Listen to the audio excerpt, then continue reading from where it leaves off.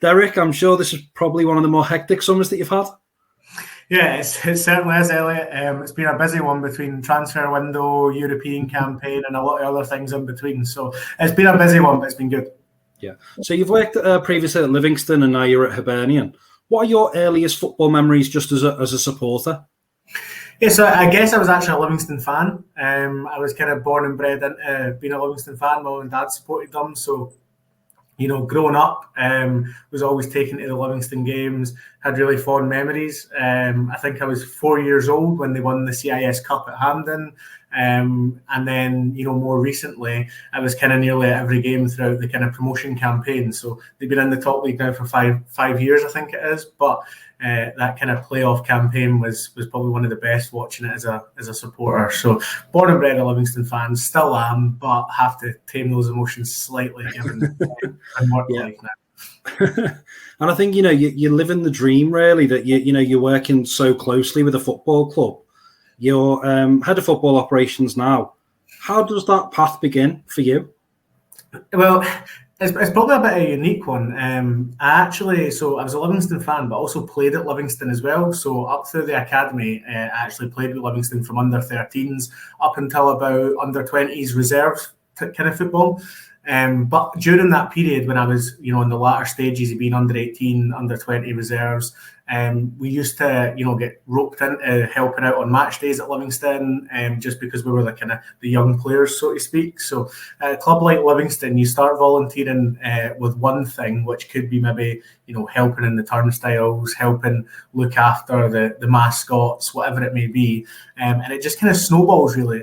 So it's been a journey and a half, put it that way. I've seen a lot of things in my short time. I've had a lot of experiences, but that's really where it kicked off, was just kind of from that volunteering aspect. And because Livingston's quite a small club, and there's not too many staff, once you're in the door and you're volunteering, the more you do, the more you're trusted, the more you're asked to do. It really is just like a snowball effect. Yeah, and you said you've got experience, and I can see that you're a UEFA delegate liaison officer. That was Barcelona versus Glasgow City in the Women's Champions League in 2018. How did that experience come about? Yeah, so it probably came off the back of some of the team liaison stuff I've done with the Scottish FA.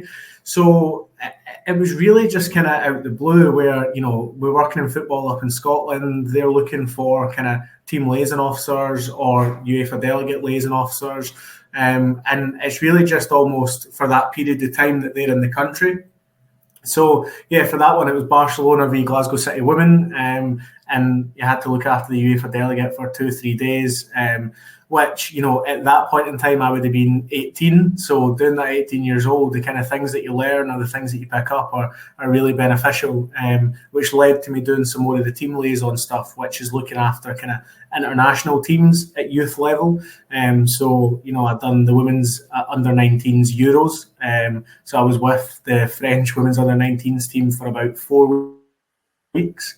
In Glasgow, looking after them. So it just really comes about by being involved in Scottish football, and then, as I said, kind of knowing that you might be looking for some additional opportunities, and me also being willing to look for those additional opportunities. So no, it was really good actually.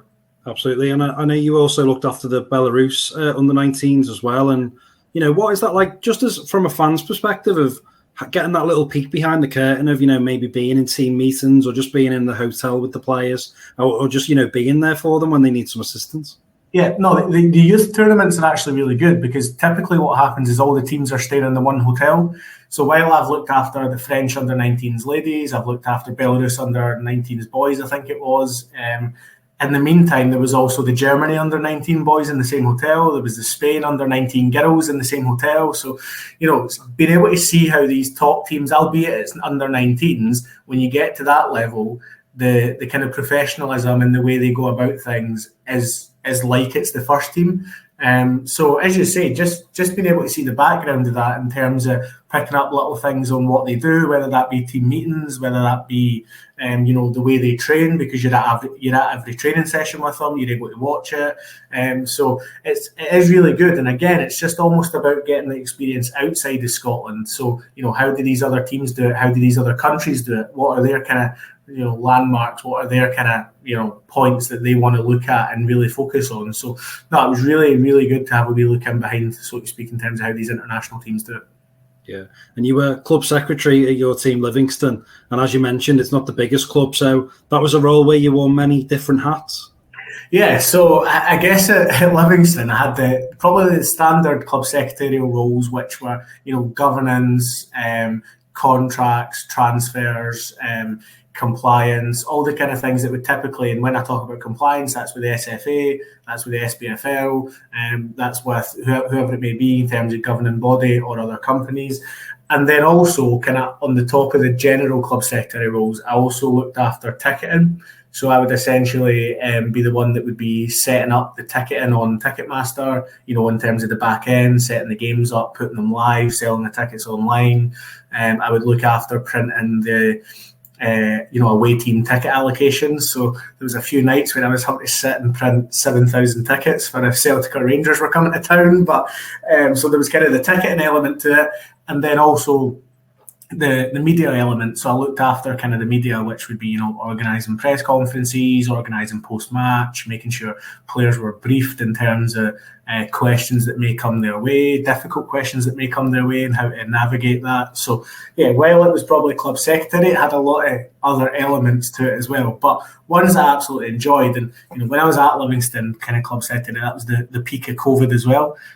So we had the element of, I was there when the league was shut down, I was there during the total lockdowns, and then I was there when we returned to play, but also returned to spectators. So that was all thrown in the kind of midst of it as well. So yeah, it was a really wide ranging role, but again, one that it was absolutely brilliant for me personally. Yeah. And what was that experience like, Derek, to be with the football club you've supported, as I say, during that time when a lot of people were having to miss the game? It must have been quite unique. Yeah, it was unique. I think it's absolutely never taken for granted, I guess, because when that full season we had behind closed doors, I was lucky enough to attend every single game, and while people were watching in their houses or doing whatever. So it was never taken for granted. But I've said this a couple of times to people, it's also really hard to separate your emotions, or it was at the start. At the start, not so much when I was club secretary, but I started out volunteering or media officer or whatever it may be. It's tough because you want the team to do well, you're passionate about the team doing well, but then sometimes you also need to realise that you need to separate your emotions from the professional perspective. So towards the end it's easier, but definitely at the start when you're working for the club you support, it can be difficult, especially when there's criticism of the club, because you're so passionate about it and you really want it to do well. So when there's criticism around the club, it almost feels personal, even though it's not. It almost feels personal because you just want it to do so well. So certainly at the start it's difficult, but again, something that I'll never be taken for granted, and something that I'm buzzing that I've done. Yeah, and that role, is full of responsibility, and you're a young man. Did you feel the pressure at times? Yeah, absolutely. I think probably when I first started really feeling the pressure was COVID times. In terms of coming out of COVID, there was a lot of regulation, there was a lot of rules, there was a lot of protocols, there was a lot of things that needed abided by. And I guess where, between myself and the manager at the club at the time, that pretty much fell on the two of us in terms of making sure that we were compliant and we had done everything that we had done. So that's when I really started to feel it. And then after that, you come out of it and there's more layers to it. As I say, there's contracts, there's transfers, there's really important things to the players, to the staff, to fans, whoever it may be. And when you're kind of responsible for that, and still learning, because I was, and I still am, you do feel the pressure at times. But I guess I've always just trying to take the attitude of, nobody's perfect. I'm not going to be perfect. I'm going to make mistakes. And as long as I am working as hard as I can to rectify that or to avoid that, then that's as much as I can. But as you say, it certainly does come with a lot of responsibility. And sometimes being a young guy, it's kind of like, is it worth it? Should I be doing this? Should I be going out with my friends and just enjoying my young years? Or no? But in the end, it's certainly worth it. It's absolutely worth it. Yeah. And you just mentioned there transfers and contracts. I'm sure there's a lot of pressure around the transfer window as well. Yeah, absolutely. More so now that I'm at Hibs. So, Livingston, because again, the type of club it is, a lot of it's kind of free agents, it's shorter term deals. Whereas now at Hibs, we're in a place where we're doing, permanent transfers all the time, in and out the way, some for a lot of money. And also, we've kind of done every transfer under the sun, whether it be permanent, loan, terminations, free agents, you name it, we've probably done it here at Hibs in the 1 year that I've been here, or just over a year. So there is a lot of pressure, not necessarily always just to make sure the paperwork's right, but also from a time perspective. I think a lot of people in football don't necessarily appreciate the amount of work that needs to go into a signing happening. They think it's putting a signature on a bit of paper. If only it was that easy, I would be delighted. But also internally, when you make a sign-in, or once you agree a sign-in, there's a lot of pressure internally in terms of, we need this sign-in in the building, we need them playing, we need them eligible, all these kind of things, whether that be through international clearance, whether that be through work permits. Since Brexit, that has been a huge change from a football perspective now, in terms of work permits and getting people in that normally would obviously have moved freely. So yeah, there's a lot of pressure around transfer windows. I think last summer we were sitting here right until about 5 to 12 midnight trying to do a deal that we got there in the end. But when you're sitting here at almost midnight trying to do a deal, it's certainly pressure. And when you were at Livingston, they reached the Scottish League Cup final. Yes. That must have just been an incredible experience from a professional point of view, but also as a fan.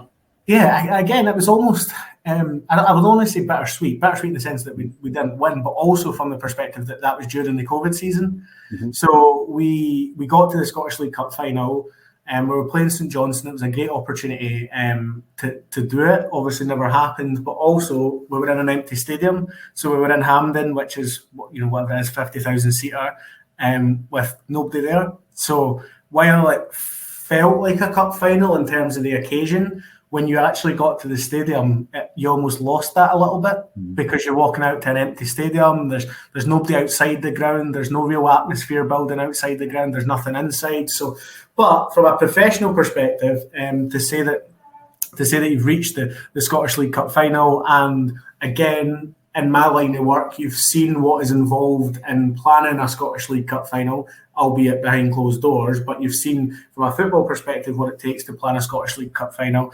Yeah, it was great for me. As I say, unfortunate that we couldn't do the job in the end, but that's football for you. Yeah. And would you have been very much in and around the team then? What was that like, seeing the emotion of getting to the final, and then, as you mentioned, that bittersweet that the fans weren't there, and also, it ended in defeat as well? Yeah, it's tough. So at Livingston, obviously, I travelled with the team, especially during that COVID season. I think, we speak to a lot of people in football. Squads during COVID were actually a lot closer, not physically, obviously, because we weren't allowed, but from these people weren't socialising outside of work, because all they were allowed to do was work. So naturally, the group became a lot closer, because you were seeing these people, and these were the only people that you were seeing, because you weren't allowed to go out to restaurants, bars, whatever it is that you were maybe doing. So, for that kind of League Cup semi-final, winning that League Cup semi-final, and seeing how much it meant to everyone, was really, really special. And we were really, really close at Livingston. So it was really special. And then, as you say, contrast that with the final, where it felt like a really missed opportunity, and that we didn't probably show ourselves to the best of our ability. That was probably the most frustrating thing. But also, for a club like Livingston, you're not going to get to a cup final every year. So that almost felt like that was the time. And the fact that never happened, it probably hit, a lot of people, players and staff included, and of course fans, but from the group, a lot of staff and players, it hit them quite hard, because they knew that they might not get that chance again. Mm-hmm. And as you mentioned before, you've been at Hibernian just over a year now. What was that like to go to a new football city and learn about the passion there? Yeah, so it's quite the change in the sense of, well, there's a lot of similarities, but from a statutory club perspective, it's quite the change. A lot of supporters for this club and a lot of passionate ones that that you can feel as soon as you join the club. You know it, so to speak. So yeah, coming to Hibs was at the age that I am, coming to a club like Hibs and working in a position that I'm working in was huge for me. And again, something that I'm absolutely proud of and that I'm grateful for. But yeah, Edinburgh's a great place. You've got the Derby, it's a great city, and as I say, you've got a lot of passionate fans that make their voices heard, which is good, as long as everything's going well. Yeah. And I've got to ask about the song. It's a song that a lot of football fans really like, Sunshine on Leith. What was that like the first time you heard that at Easter Road? Yeah, so I've heard it at Easter Road twice. One on a good occasion, one on a kind of memorial occasion. So in February, our owner and chairman passed away. So before they played Rangers on Sky, before we played them, there was a kind of tribute to him. And that was the first time I'd heard it in the stadium. So now, as much as it's a good song, it also makes me reflect on Ron and everything he done for the club since I've been here and obviously beyond that. But towards the end of last season, we beat Hearts at Easter Road for probably the first time in a while, and that's the first time I'd heard Sunshine on Leith after a win. So that was really special. There was loads of videos doing the round. In Scotland, there's a place called Arthur's Seat, which is like a little bit away from Easter Road, but somebody was on top of Arthur's Seat and you could hear the stadium from quite a distance away. So it's really, really special, and hopefully we get a chance to hear it a lot more often this season. Yeah, and obviously, Celtic and Rangers get a lot of the attention outside of Scotland, but how would you sort of sum up the intensity of the rivalry in Edinburgh? Yeah, it is intense. It's pretty intense. I think on all fronts. People, look at probably outside of Edinburgh, they look at the Derby in terms of who wins, who doesn't win. But outside of that, supporters are, they're competing on every front. Whose kit's nicer, who's got the better hospitality, who's got this, who's got that. So it's intense. It's certainly intense. But I think it's the right level of intensity, if that makes sense. It's fierce, but it doesn't often cross the line. Obviously, there's occasions where it will, unfortunately, but it doesn't often cross the line. So I think from a rivalry perspective, that's been new to me. Like at Livingston, not new to me, but from a work perspective at Livingston, there wasn't really a rival. There wasn't really anything like that, where you come to a club like Hibs and the Edinburgh Derby is huge. It's the be-all and end-all, or it feels like that at points, that it's the be-all and end-all, regardless of what else happens. Yeah. And so in the role of head of football operations, is this again at Hibernian a role with many hats? Yeah, it is. When I first joined, it's probably slightly different to Livingston, where it's maybe not across as many topics. So, it's not governance, compliance, media, ticket and all these kind of things. But what it is that it's a little bit more focused, but probably a lot more in-depth because of the size of the club. So I guess... what I cover right now at Hibs is covering off probably 6 different areas, which is, I'm based at our training ground, so training ground facility management in terms of looking after that and making sure it's okay. Match day operations from a team perspective, so bus travel, hotels for the European stuff, flights, all that kind of side of things. I've then got player care. So looking after, when I first joined, we had a player care department and a football operations department. But actually, there's a lot of crossover, so we merged them. So I'm now kind of looking after our player care element. I've got contracts and transfers, which is obviously pretty self-explanatory. It's when I say the exciting part, don't know if that's the right word, but it's the thing everyone wants to talk about. And then we've also got compliance and that kind of thing. Again, I'm talking about SPFL, SFA compliance. And then finally, I also kind of lead on our club licensing process. So making sure that the club's licensed year on year from a Scottish FA perspective, but also making sure we achieve our UEFA license. So I guess that's the 6 areas that I kind of cover. But within there, player care, I work really closely with the commercial team in terms of player appearances or anything like that. I work really closely with the media team in terms of, who's doing press, who's doing this, who's doing that. So it's probably not as wide-ranging, but each of those topics are a lot more in-depth at Hibs than what they would have been elsewhere.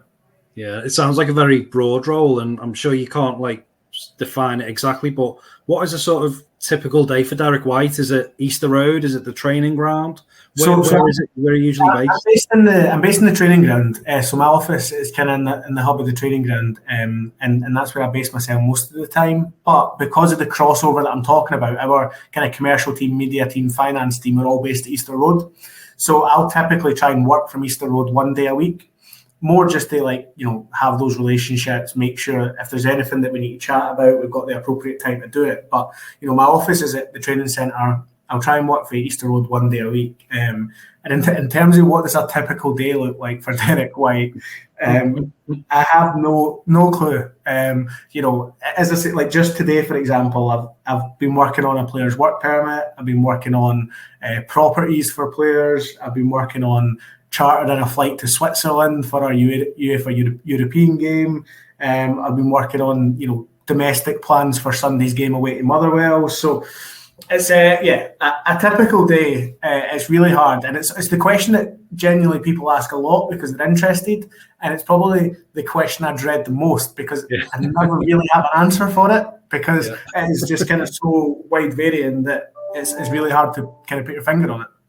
Yeah. And where you're based, Eric, will you get Lee Johnson give you a knock? Will the players give you a knock just for little bits because you are so involved?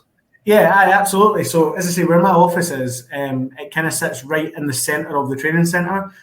So the players' changing room's like one side behind me, and the gym, for example, is beyond me. So every time the players are back and forth to the gym, the managers, the conference room's just beyond me. So they're always in and out. The door's always open unless I'm super busy. That's when they know that I'm really busy and the door's closed. So, but they'll always jump in. And as I say, that could be about anything. It could be about needing some tickets for the weekend. It could be about asking what the plans are for whatever it may be, how we're getting there, whatever it is. So on a daily basis, I've got players and the manager pestering me. Sorry, not pestering me, asking me questions. So in your role, do you feel like part of the team? Although you're not on the pitch, you're very much a big part of it. Yeah, absolutely. I think we've got quite a large staff at Hibs, but I would consider myself, and I'm sure everyone else would consider myself kind of part of one of that kind of close knit first team staff, so to speak. Because as you say, just so involved in it, both in terms of location where I am, but also in terms of what we need to speak to the players about. And the good thing for me, and what often helps, is that I'll be there when a new player signs their contract, so I'm one of the first faces they see. So it's good for me in terms of building that relationship, but probably also for the players because they'll then know, I've already seen him and they see me on a daily basis. So they know that from a support network that's there. So absolutely considered one of the first team staff and made to feel that way. So yeah. And just for example, Derek, say a player signs for Hibernian on August 31st. How much time will he spend with you just when he immediately gets to the club? What is it that you run him through? Do you have a big thorough chat, or is it more just an introduction? Yeah, so it's more introductory. So I guess the way my department works is that I'll look after, as I say, from a contract perspective. So the player will sit with me and probably the agent and maybe our chief exec or finance director or whoever from that perspective. And we'll run through the contract, make sure that's all okay. And when people sign, they think it's just a contract. It's not. It's a contract. It's a registration form. It's a declaration. It's 4, 5, 6 documents that all need signed or kind of executed so that the player can sign with the club. So I'll run through all that with them. I'll explain it to the agent. I'll explain what it is. 9 times out of 10, it will be myself that's going back and forward with an agent or a lawyer or whoever it is to agree the paperwork. So I'll then spend that time explaining it to him, making sure he's signing the right areas, make sure he's initialing the right areas. And then from there, in my department, I've got a player care manager who works with us. So that's probably when there's a bit of a handover to say, we've signed this new player. He maybe needs a car, he maybe needs a house, like whatever it may be. Obviously, every player's different.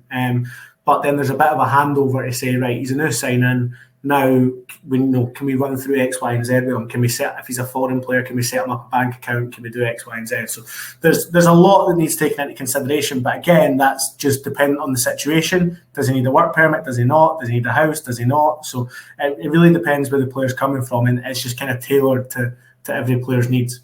Yeah, and it is so vital, isn't it, in the modern game that, players are looked after this way because, a new country for some players and all of a sudden, bank accounts, houses, Hibernian need them to be doing the business on the pitch.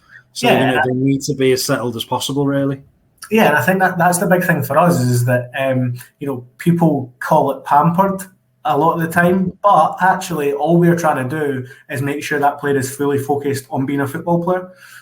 Because if you take me out of Edinburgh right now and drop me in another country, I would need a little bit of support. I wouldn't know how to go and get a house. I wouldn't know how to set up a bank account. I wouldn't, now I could maybe find that out over time, but in the football environment, as we spoke about earlier, there's a pressure to hit the ground running instantly. You don't have the time in football for 3, 4, 5, 6 weeks. If you're playing, you need to be hitting the ground running straight away. So we try and get the balance right of helping the players and doing what's necessary without pampering them. So we're not going to go to Aston and buy their shopping for them. But what we will do is we'll help them with houses, we'll help them with cars, and we'll help them with bank accounts because we want them to fully be focusing on being a football player. Yeah, and last season it was a great season for Hibernian. They qualified for Europe. They finished 5th. From your point of view, how enjoyable was it, and how stressful was it? So probably to start with, it was really stressful. For a bit of context to that, we signed at least 12, 13 players last summer. So I joined the club the end of May. The transfer window opened the 9th of June. So the transfer opened 9 days after I joined. And as I say, we must have signed 12, 13, if not more. And that also included 6 work permits. Right. So for context again of that, since the work permits were introduced in 2021, Hibs have had 13 work permits in total, 6 of them being last summer. In my first summer here. So to start with, it was extremely stressful trying to get used to a new club. Now I had the knowledge in terms of the league, like the Scottish FA, the SPFL, all that kind of thing, so that helped me a lot. But trying to get up to speed with a new club, who's who, what are the internal dynamics of the club, and also process 13, 14 players and 6 work permits, it was stressful. And I think the outcome of the season in the end was good and enjoyable. There was a lot of ups and downs probably in there, both on the pitch but also off the pitch. There was a lot of staff changing over. There was a lot of processes changing. So last year almost felt like a season of transition. Even though I just got here, it felt like for everyone it was a season of transition. Now, most of that for the better, so it was needed. So this season, even the start of this season and pre-season has been a lot more smoother. In terms of everything that's going on, so to start with, it was stressful when I was questioning whether I'd made the right decision or if I should have stayed at Livingston and been a wee bit more comfortable. But towards the end, absolutely loved it. There's great people working at Hibs as well, which I think is half the battle some of the times in football. Yeah, and we're talking ahead of the Conference League tie against FC Luzern. Yeah, is this another very, very busy week for you? Yeah, no, absolutely. I think, we played, today's obviously Monday, so we played domestically yesterday, and we play again on Thursday night, as you said, against FC Luzern. Luckily, it's at home, so that eases some pressure in terms of travel, etc. But with it being, a Conference League game, there is additional kind of administration work and all that kind of side of things that needs done. So we're in a good place, though, and, fingers crossed the lads can do the job on Thursday before we need to go out to Switzerland next week. Yeah, and you went out to Switzerland as well for the draw at UEFA HQ. What was that like, experience? Yeah, no, it was a great experience. So that would have been for the qualifying round 2 draw. So that would have been for the last draw. But no, it was really good. In terms of the way UEFA set it up, that was the first time that I'd been out to UEFA HQ. So even just seeing the building, I don't know if you've ever seen it, but it's lovely. It sits right on kind of like a lake. So if you go out the back of the restaurant, there's like a little seating area and you're looking right out onto the lake. It's a lovely building just in itself. And then in terms of the day, it was structured really well. So, you went through in the morning, we were there for 2 days. So the first day we were there for, in the afternoon, we were there for some workshops. And those workshops covered, a wide range of things. There's a workshop on VAR, and in terms of just an update, how UEFA run it, because while we run it domestically, when it gets to the group stages of a UEFA competition, they take over. It's slightly different to what it is domestically, so it was good seeing that side of things. It also covered kind of football operations, which included the use of the Time platform, which is UEFA's kind of hub where we have to upload all our information and all that kind of stuff. So, we had those workshops, and then the morning of the draw, we had another 2 workshops on, security, safety, that kind of element. And then we had the draw itself. So, just being there, seeing it, normally you're watching it on the TV or whatever it may be. So being in that room, watching it, it was really good actually. So we just had the playoff draw today, as I say, on the Monday. One of my colleagues was out there for that. So it's certainly a good experience being over at UEFA. Yeah, and there's possibility that if you're successful against Luzern, you could face Aston Villa. It's like to play a big Premier League club. Yeah, I think it's exciting. I think it's twofold though, because it's exciting, but there was probably easier ties in there for us. So if we progress through Luzern, it's weighing up, do you want a big tie against Aston Villa, or do you want what's perceived to be an easier tie to try and reach the group stages, because that's the ultimate goal. However, taking it in isolation, having the opportunity to potentially, go and test yourselves against a Premier League club in Aston Villa, but also not just test yourselves on the pitch, also compare yourself off the pitch, make those contacts. A lot of the UEFA work off the pitch is really collaborative. So, while the 2 teams go out and fight it out to win, a lot of the times, the staff off the pitch are really collaborative. So, I've been working really closely with the guys from Luzern, both to help them when they come to Edinburgh, and they're helping me when I go to Switzerland. So, to do that with a Premier League club in Aston Villa would be really good personally, but also for the club. It'd be a big tie. I'm sure it'd be a sold out Easter Road, and I'm sure it'd be a sold out Villa Park as well. So it would be a big one. But listen, we've got to do a job against Luzern first. So we'll see how that goes. Yeah. And you talk about collaboration. Did you have the opportunity to speak with other club officials at UEFA?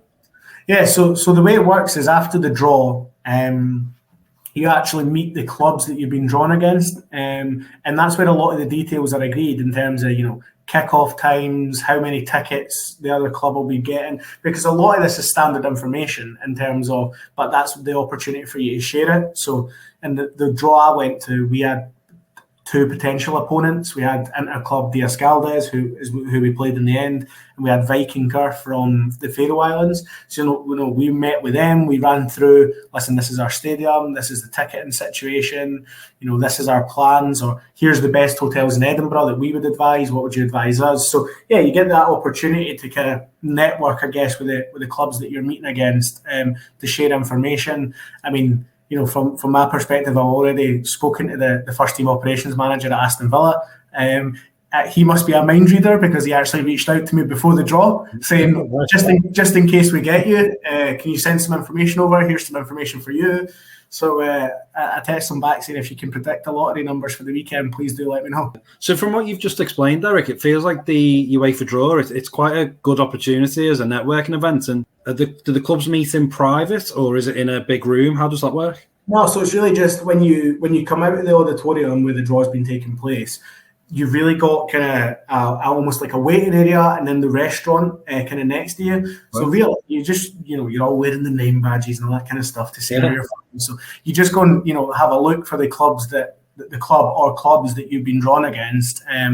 And yeah, everyone just meets out in the open. So there's that opportunity as well for networking, even with the clubs that you've not drawn. If you see somebody, chatting away to them, etc. So now from that perspective, it's a really good networking event, and also one that kind of takes it internationally, so to speak, because a lot of the times it'll be kind of domestic, even if it's Scotland, England, whatever it may be. But that gives you the opportunity to really grow the network beyond that. Yeah, and you mentioned the game against Inter Descaldes. Is that the right pronunciation, from Andorra? I think so. We'll go with that. Yeah, we'll go with that one. And in terms of, you've obviously chatted to them at UEFA.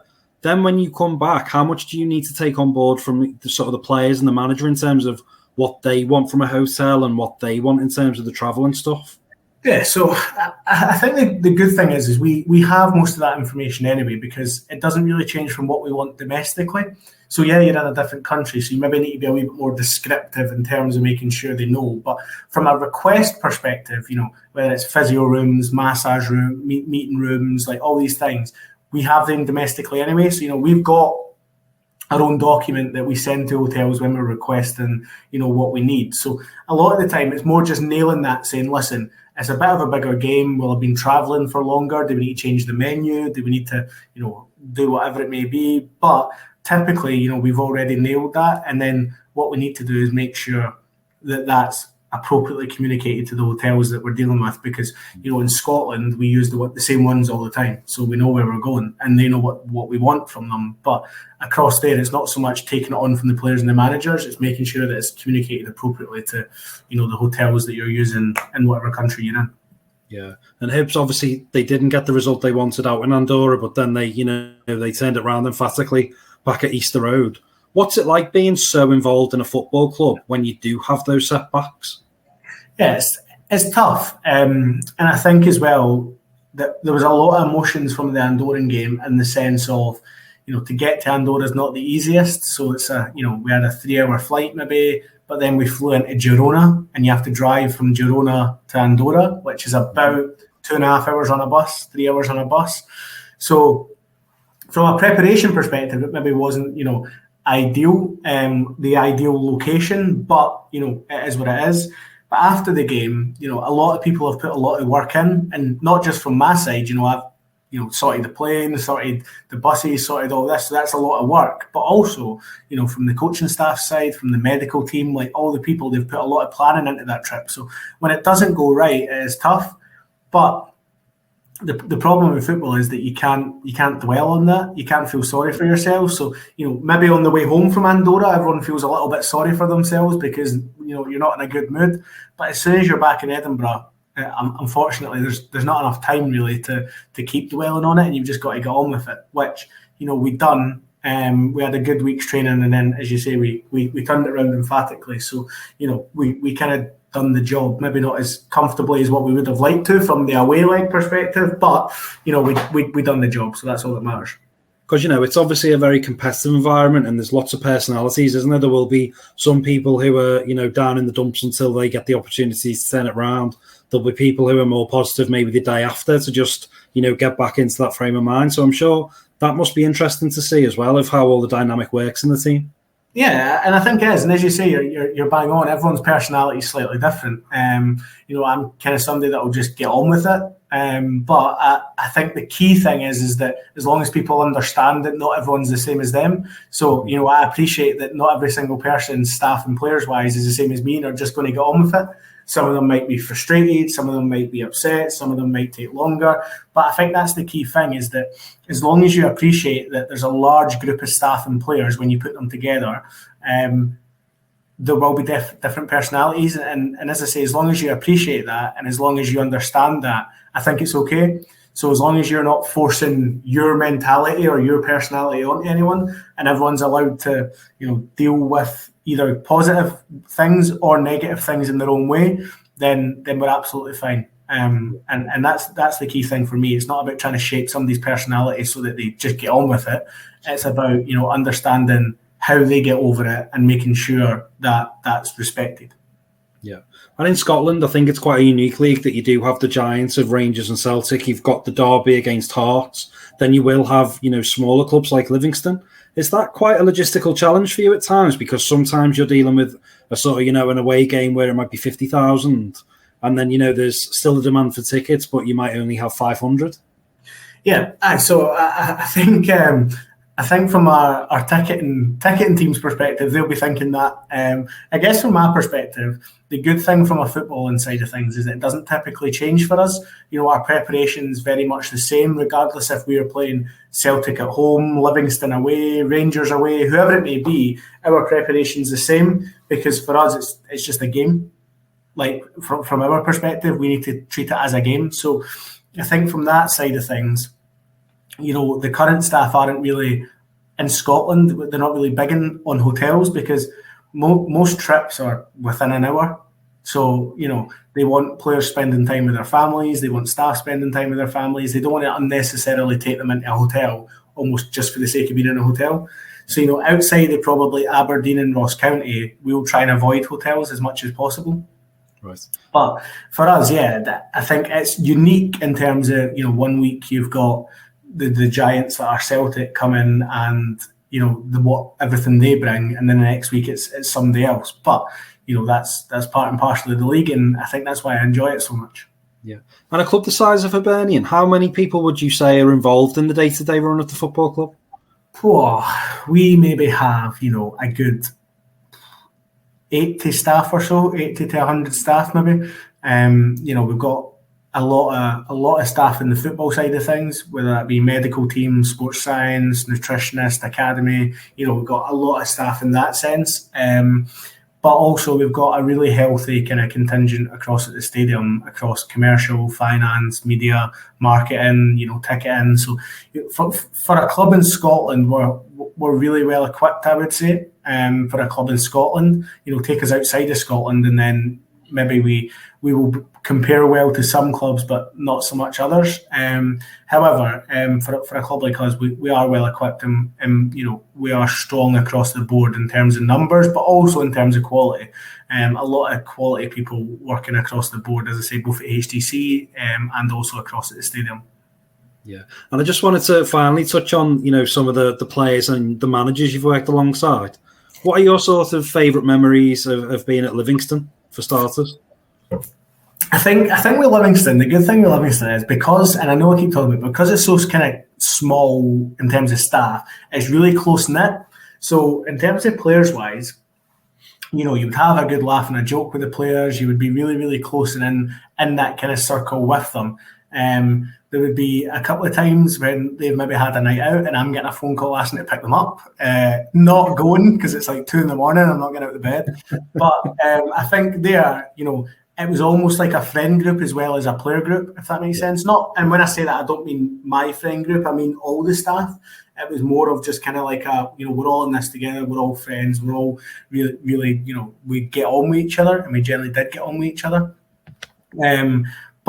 And at Hibs, it's similar, but it's different because there's more staff. So naturally, that's different. And do you know what I mean? So I think, the worst phone call I've had at Hibs so far was about 11:30 at night. And it was actually our director of football that was phoning me, Brian McDermott.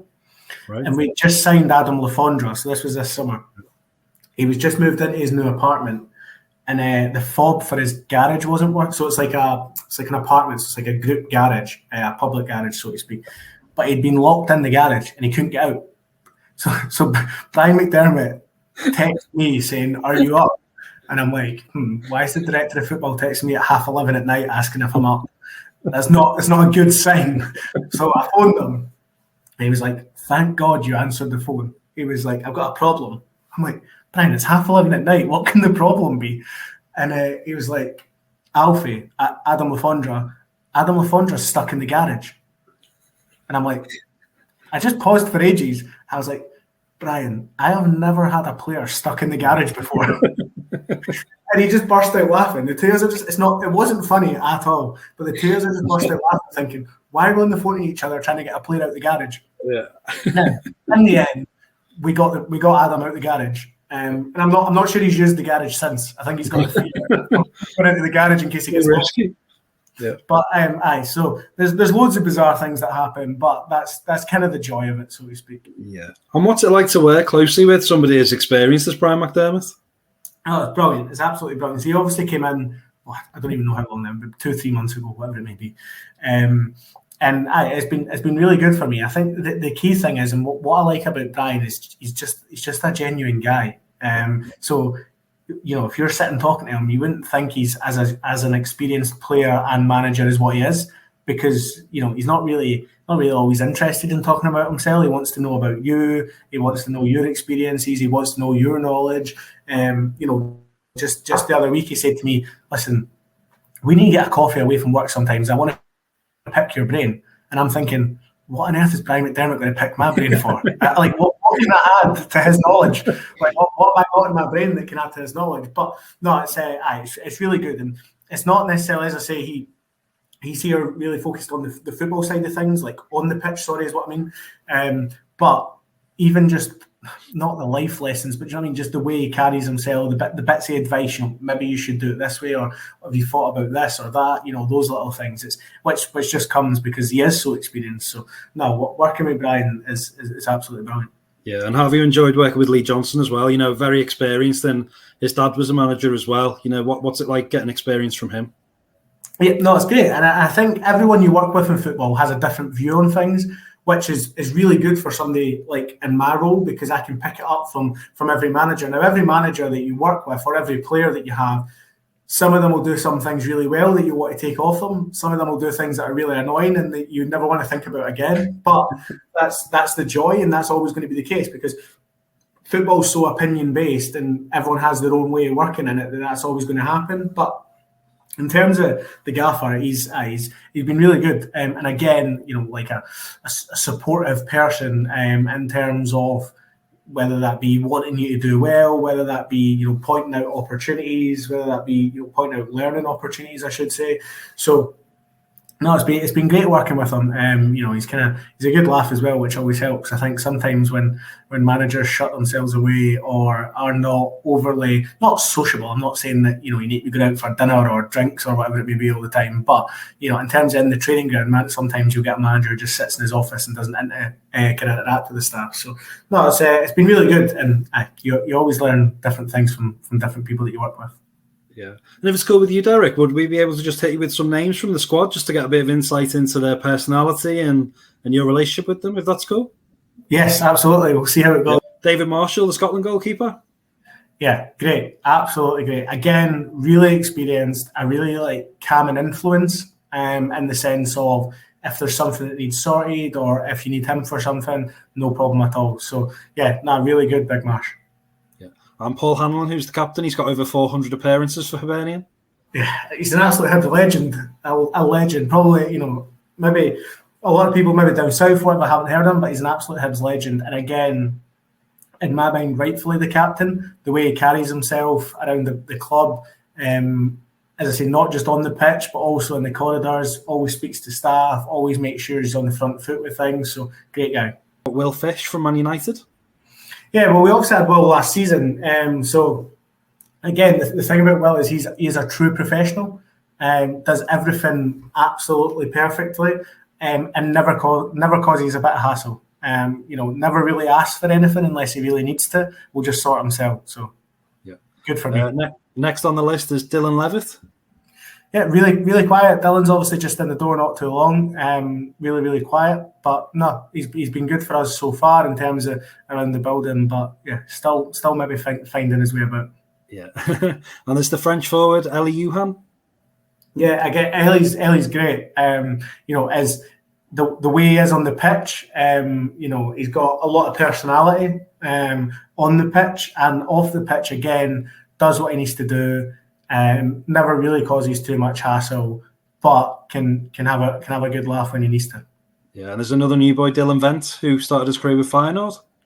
Yeah, so Dylan's just in the building over the past week or so, or just signed over the past week or so. So we're hoping his work permit is kind of signed off in the next 48 hours or so.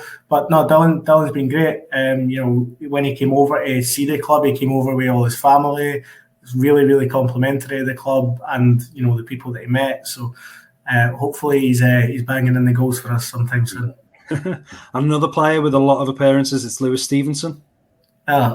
Louis is a legend, not just a Hibs legend, a genuine legend. I think he is probably out of all the squads I've had, he's probably the nicest player ever. Just the most humble, down to earth guy that will never ask for anything. Even when it comes to when you were talking about tickets earlier for the bigger games. Yep. Louis actually been known, he's asked for maybe 4 tickets, but he's been known to say, if other boys are struggling, just give them my tickets and I'll buy them. And he's like, I'll just buy my own tickets, just give mine to somebody else. And I'm like, Louis, you've played over 500 games, you're a legend. If anyone deserves tickets, it's you. So the most humble and the nicest player probably that I've ever worked with. Yeah. And what's it like to have a player of Adam Lafondra standing at Hibernian? Yeah, no, it's great, and I think he adds something different. He's not just about him contributing on the pitch. While that's going to be a big factor, it's also contributing off the pitch with maybe the younger players. When I say younger players, I don't necessarily mean academy. I mean, we've got a 20, 21-year-old striker in Elias Melkerson. So, the things that Lafondra will be able to pass on to him in terms of, movement, position on the pitch, whatever it may be, will be absolutely huge. So I think that also plays a factor where you know you're signing a proven goal scorer, but you're also signing somebody who can contribute in a lot more ways than just that. Yeah. And another experienced player down south, it's Jordan Abita. Yeah, so Jordan came in last month, I think, at some point. You lose track of months in a transfer window. He came in last month at some point, so he had a little niggling injury just to start with, but he's been back played Thursday and Sunday some minutes, so been really good again. Just a nice guy. I think that's the good thing about the group that we have right now, is that they're all genuine guys, which, as I say, is sometimes half the battle. But they're all really good, and they do what we need them to do. So yeah. And what's Harry McCurdy like around the place? Yeah, Harry's a character, to be fair. We've probably got two characters. It'll be Harry McCurdy and Martin Boyle. They're probably our two characters about the place. So I think, you want people who kind of get on with their own business and are true professionals, and that while McCurdy and Boyle are true professionals, they've also got that little bit of character about them. And I think you need that, because especially now, we were in every day last week, we're in every day this week. So when you're spending that much time as a group, you need people to kind of liven the mood and to keep everyone ticking over when sometimes it maybe feels like it's quite long that you've been in for. So no, both great guys. Christian Doig? Yeah, Christian Doig, again, really, really nice guy. So he was on loan at Kilmarnock last year, but he done well there, scored some goals, and he's back in the door this summer. So he's played two or three of the games. He's got 2 goals. So as long as this goal scoring record keeps up, we'll be fine. Yeah, and there's Max Borek as well, the goalkeeper. Yeah, so Max actually came on trial with us near the start of the year. Last year we only had 2 goalkeepers. We had David Marshall and we had our kind of 18 or 19-year-old. Ideally we wanted to loan out, but last year he was our number 2 just because of the way things had worked.